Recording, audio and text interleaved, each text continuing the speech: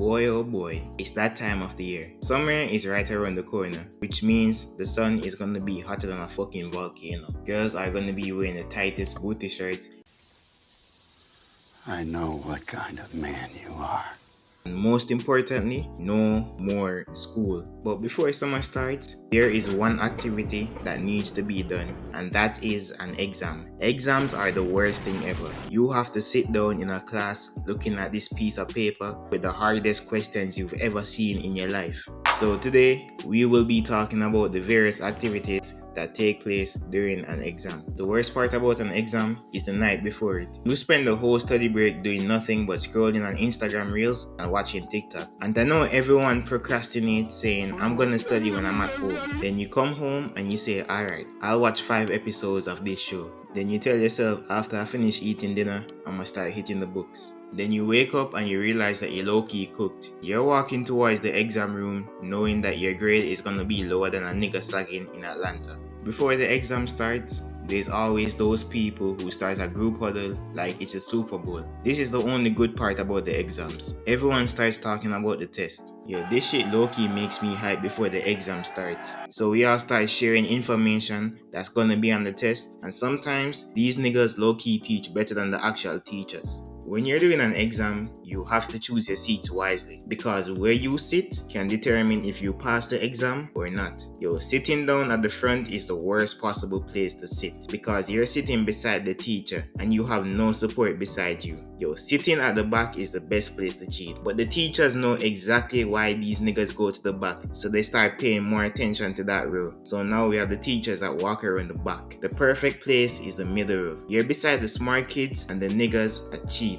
The next thing we have to talk about is the people you will meet in the exam. You have the try-hard niggas. These motherfuckers be treating an exam like it's a fucking 100-meter race. Like bro, we get that you study the entire textbook, but you're telling me you finish a 1-hour test in 15 minutes. On the other hand, you also have the people who take 10 years to finish their exam. Like, if you don't know what to do on the exam, just hand it in. It's not like the answer is gonna magically spawn in your head. You also have the people who cheat on the exam. There are many different types of cheaters. You have the niggas who use their phone underneath the desk, or the ones that put their phone in their calculator case. But often when I see people use this method, it ends up becoming the biggest fumble in academic history. They get noticed by the teacher every single time. Like bro, if you keep looking down at the ground, the teacher will get suspicious and know you're using a phone. And some of these people don't even have the common sense to put their phone on do not disturb. So the class is silent and you randomly hear a Snapchat notification. We have people who cheat by looking at someone's paper. It's the most used method for a reason, but I hate when I'm trying to cheat off the smart kid,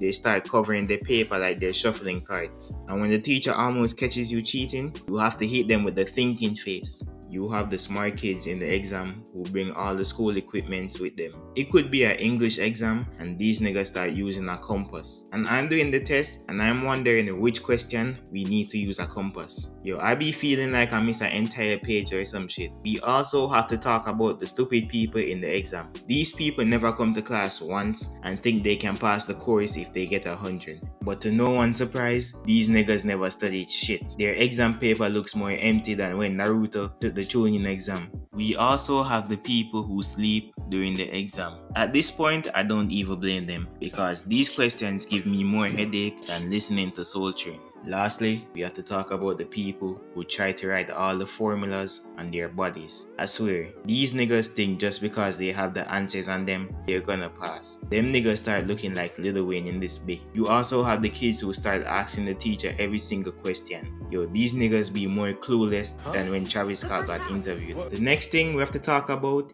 is the different types of teachers you will meet in an exam. You have the teachers who walk around the entire class. I swear, these teachers are the most instinctive people. Next, we have to talk about the teachers who don't care one bit about the exam. Them niggas just sit down at their desk on their phone while everyone is out there cheating. I can't lie, these teachers are the best. Well, almost. That award goes to the teachers who give us the answers on the test. In most situations, they look at your paper and tell the entire class to read the question carefully, which low-key has me scared because I'm feeling like all my answers are wrong.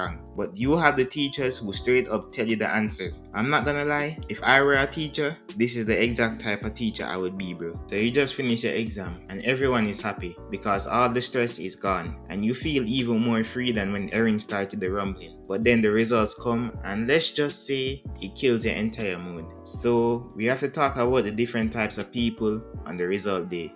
We have the people who get 80 and start crying. My nigga, why the fuck is you crying when you got a 80 while I have a 40? I swear, these people be making me angrier than when GTA 6 got delayed. You also have the people who never studied but somehow pass. I swear, these people have a special talent or some shit. You also have the people who studied but still somehow failed the test. I can't lie, I feel sorry for these people because they put in all that hard work just to fail. Lastly, we have the people who end up getting perfect on the exam. I can't lie, it's low-key crazy to me how these niggas even got over 80 on this test. I have to respect it though, cause it's exam.